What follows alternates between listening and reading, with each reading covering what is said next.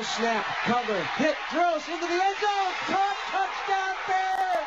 It was a bailout throw to Matt Forte, left corner of the end zone, and a bad snap.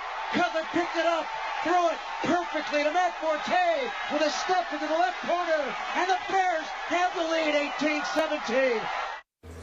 Clutch Cuddy. It was a devastating day for the Kansas City Chiefs. First, they lost, I'm sorry, I shouldn't be smiling here, Jamal Charles to what they fear is a torn ACL. Then Jay Cutler threw 2 fourth-quarter touchdowns and rallied the Bears to an 18-17 win over the Chiefs. Stephen A., I need eye contact for this one. Do you owe Jay Cutler an apology? Do I owe Jay Cutler an apology? Yeah. Let me repeat her question. Do you owe Jay Cutler an apology? I guess it's not appropriate to say, but I think my initial response would be, do both of y'all need to get tested? Me? Apologize to Jay Cutler for what? Because you won a game? I mean, are you kidding me? What, do you want a cookie? I mean, please. I'm not budging one bit. Jay Cutler, as far as I'm concerned, I will acknowledge this. I'm still not impressed with him. He doesn't move me. He would not be my quarterback. I am still of the mindset that he's the worst possible quarterback for the Windy City. That great sports tab that it is, it's damn sacrilegious that they've got him as their quarterback. I'm still of that mindset. But I must concede that that was a really good pass to Matt Forte to win that game yesterday against the relatively injured Kansas City defense. They're not the same, and now that they've lost Jamal Charles with a game manager as your quarterback, Kansas City's fate is sealed. They're not going anywhere this season. You know, God bless Andy Reid, who I'm a fan of, but they're just not a very good football team right now because they've got too many injuries and they've got a game manager as their quarterback. It's just that simple.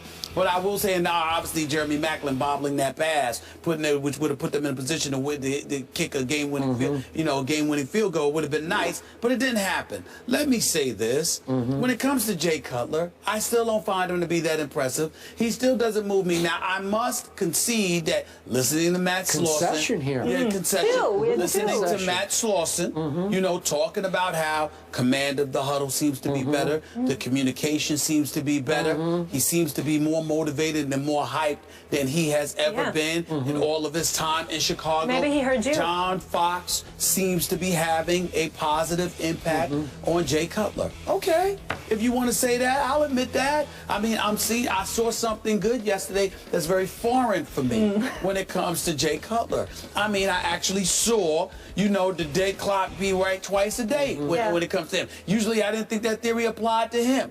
Pretty much he's always wrong when they win. It's in spite of him, not because of him. That was not the case yesterday. He threw 250 yards. QBR was only 35. Let's not act like, oh my Lord, he looked like Tom Brady. But he threw a good pass. He ultimately delivered the goods, won the football game. He deserves a lot of credit for it. But at the end of the day, he's still Jay Cutler. I don't say, and by the way, I also want to give him credit for playing with the hamstrings, not fully healed. He scrambled a couple of times. A lot of credit being given here. Well, I didn't see him on the sideline backpedaling on his bicycle. He wasn't. I saw him. He was front-pedaling. He wasn't backpedaling. He was front-pedaling on his bicycle. He couldn't backpedal in the pocket. I'm sorry, I got that confused. Couldn't backpedal in the pocket, but could front pedal on the sideline. I didn't see that yesterday.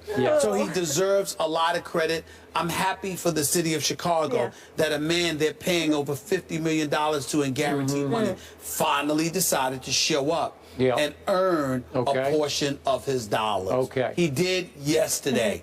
We'll see if it continues. Okay, I'm going to let you off the hook this Monday. He does not deserve yet an apology from the great Stephen A. Smith. He ain't getting an apology from me. But he does deserve a benefit of the absolute doubt with which you condemn him week after week after week. He's earned that over the last 2 weeks. Because I remind you, the Oakland Raiders are a fine young football team, and they had Jay Cutler in big trouble at Chicago last week. Ways to lose. Yeah, and Jay Cutler managed to find a way to lead a game-winning field goal drive after Derek Carr had led what looked like a game-winning drive the other way, right? And then yesterday at Arrowhead, not an easy place to play, can get pretty loud in there.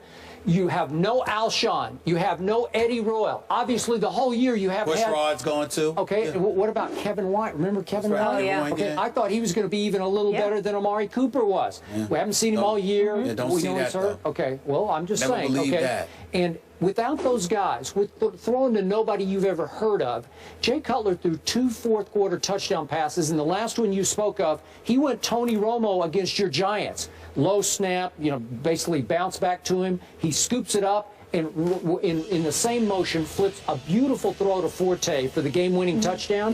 And I got to tell you, because I was watching the fourth quarter, Jay Cutler made some fourth-quarter throws only a handful of quarterbacks in this league are capable of making. Well, we will concede that. The fact is, we've never denied that Jay Cutler has the ability to do these things. The question was his interest in doing it. And I will remind you, Skip Bayless, that it's been 4 games that this man has played this season. He's completed 60% of his passes. He's thrown 6 touchdowns, 3 interceptions. His QBR is 51, which is average. And let's also remember this one key element, Skip Bayless, that we simply really don't want to forget. When we look at Jay Cutler, we're talking about his interest, his level of apathy. That's what we question about this man as opposed to his ability. So once again, what we sit here and we're acknowledging is that he seems to be a bit more interested. He seems to be more interested in performing and leading this team to victory. I am questioning whether or not that attitude is going to last. It is beautiful to see the man finally step up in a stadium, in a game, and actually earn his money. Oh, my Lord. Thank you so much for earning your money, since the only time we saw you enthusiastic is when you were signing the damn contract to collect the money. Don't get me started. There we go. There we go again. Piling on. Don't get me started with Jay Cutler. You know he had to do it alone. It's the truth. I'm here to suggest that Stephen A. Smith is going to start to sweat over the next 3 or 4 Sundays, because at Lions comes up next week. They got a shot to win that game at the Lions. Well, they got a shot. They got a shot to win a lot of the games. The question wait a is, second. will they got a bye. That's a whole nother story. Then they got the Vikings at home. The Vikings are playing very well. But do the Bears have a shot against the Vikings? I'm sure they do. Then they're on the road against San Diego and on the road against St. Louis. Okay, but at Chargers, and we'll see more about the Chargers coming up tonight, and we'll talk about that to end the show today. But I don't know. Chargers are not the Chargers anymore. They're not the Chargers anymore. I totally agree with you, but Jay Cutler has never been what he's supposed to be, even though he's paid like a star. 1 playoff victory in 9 years. Don't you two ever approach me again. And the producers, don't you ever approach me. Put that camera on me. Don't you ever sit there and present a question asking me to apologize to that dude who should apologize to the city of Chicago for robbing them of money over the last 3 years. He has robbed them. He has been a joke. I think he earned his money yesterday. Yesterday. Congratulations. Congratulations. We got to go to break, and we wish Jamal Charles a speedy recovery. Hate seeing him go down. Michael Vick will take center stage tonight on Monday Night Football. The guys will tell us what they expect after the break. First Take is brought to you by Ford Service. When your Ford needs service, you need the specialists at Ford. And Geico. 15 minutes could save you 15% or more on car insurance. Tonight, it's the Week 5 edition of Monday Night Football at 8:15 Eastern on ESPN. Steelers take on the Chargers. Coverage begins with Monday Night Countdown at 6 on ESPN.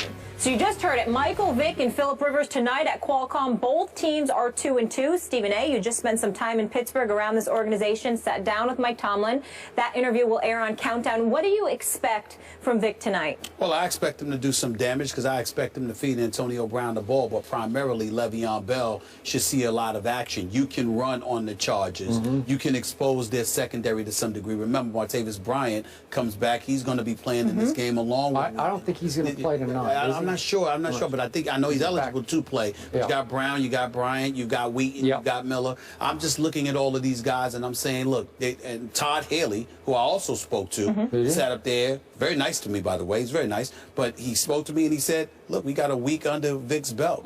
We expect good things to happen this weekend. I believe them against these Chargers. Plus, the weather conditions should be good. So you like Pittsburgh I'm to picking pull Pittsburgh this one out? I am, too. And I'm with you. You got to feed it to Le'Veon and to D'Angelo Williams. and play defense, even though their defense is a little beat up. And I think they can beat a reeling Chargers team on a big Monday night stage, in which Michael Vick has always played pretty well under the brightest lights, and I think he'll play pretty well, but you cannot put the game in his hands on fourth down plays at the end of the game. And no excuse, too, because San Diego's ranked 28th against the run. Yeah. You should, Le'Veon Bell should see the Both of you taking Steelers on the road with Vic. Can I get a score? Low scoring. I got low scoring, like 2017. I'm picking the Steelers 31-23. Wow. All right. A lot of points. Good stuff today, guys. We got a lot that was left on the cutting room floor, though, to get into tomorrow. The cutty College room. football. It's the cutty room. The cutty room. Yeah. See you guys tomorrow.